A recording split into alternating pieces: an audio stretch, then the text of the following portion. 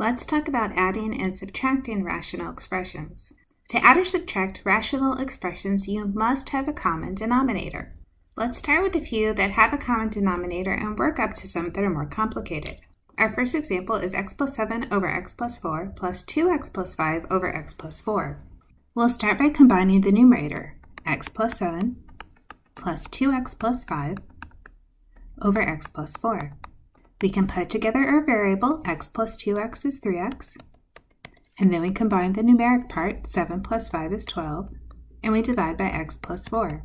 To finish the problem, we look at the numerator, 3x plus 12, and we look for any common factors. I can see that 3 goes into both 3 and 12, so I'm going to factor 3 out, which gives me x plus 4.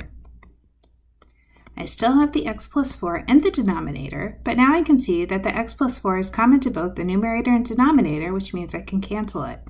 Our final answer is just 3. Our next expression is subtraction, so I have 8x plus 9 over x minus 6 minus 4x plus 12 over x minus 6. When we put these together over the common denominator of x minus 6, then I write 8x plus 9 minus, and I'm going to insert parentheses around the 4x plus 12. The parentheses help me to remember to distribute the negative sign to both the 4x and the 12. I'll rewrite that as 8x plus 9 minus 4x minus 12 over x minus 6. Now I can combine like terms. 8x minus 4x gives me 4x. 9 minus 12 is negative 3. I keep my common denominator of x minus 6.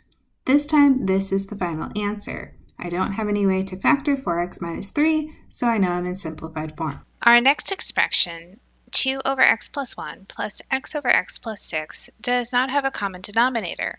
When we look at x plus 1 and x plus 6, we also see that they don't have any common factors. Our common denominator will be the product of x plus 1 times x plus 6. That means we want to multiply our first term by x plus 6 over x plus 6, and we'll multiply our second term by x plus 1 over x plus 1. This gives us a common denominator of x plus 1 times x plus 6. We need to multiply the 2 by the x and the 6. That says I have 2x plus 12. Then I'll multiply the x times x and 1. That gives me x squared plus x. Our denominator is x plus 6 times x plus 1, and I'm not going to multiply these two factors out. I'll leave them in factored form. In the numerator, I do see 2x and x are common terms. I'll rewrite the numerator as x squared plus 3x plus 12, and I'll keep my denominator as x plus 6 times x plus 1. Looking at x squared plus 3x plus 12, I see that I don't have any factors of 12 that add up to 3, so I can't factor this any further. The x squared plus 3x plus 12 over x plus 6 times x plus 1 is our final solution. Our next one says 2 over x plus 3 plus x plus 15 over x squared minus 9. The very first step will be write this in factored form so that we can start looking at what our common denominator is going to be. I have 2 over x plus 3 plus x plus 15 over x plus 3 times x minus 3. I see a common x plus 3 in both of the terms, but I also have this x minus 3 that I will need to bring into my common denominator. So the common denominator this time will be x plus 3 times x minus 3. So I'm going to multiply the 2 over x plus 3 times x minus 3 over x minus 3.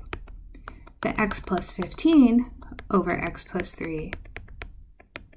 X minus 3 already has the correct denominator, so there's nothing I need to do to it.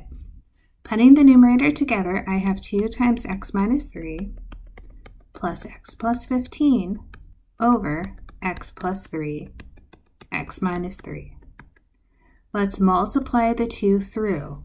I have 2x minus 6 plus x plus 15 over x plus 3, x minus 3.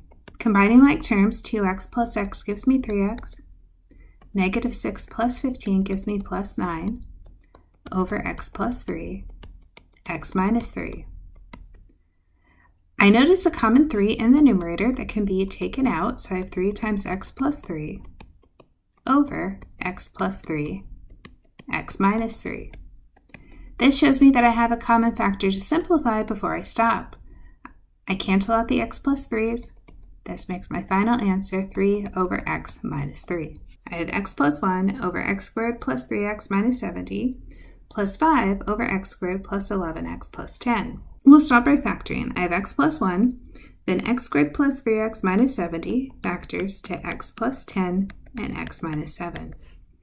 We'll add to that 5 over factors of 10 that give me 11 are x plus 1 and x plus 10.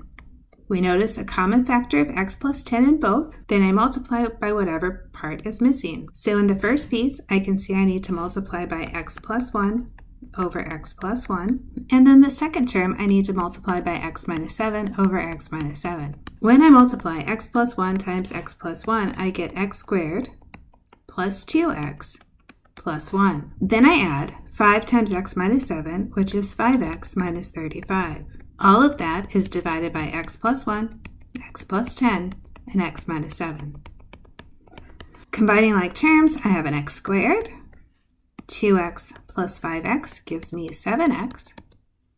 1 minus 35 is negative 34 over x plus 1, x plus 10, x minus 7.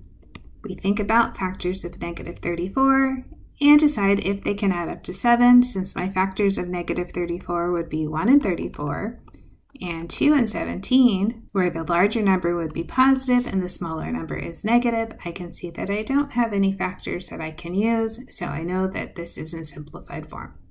As you're doing the problems, remember to always start by making sure you factored the expression in the beginning, look for a common denominator, combine like terms, and then see if you can simplify any further.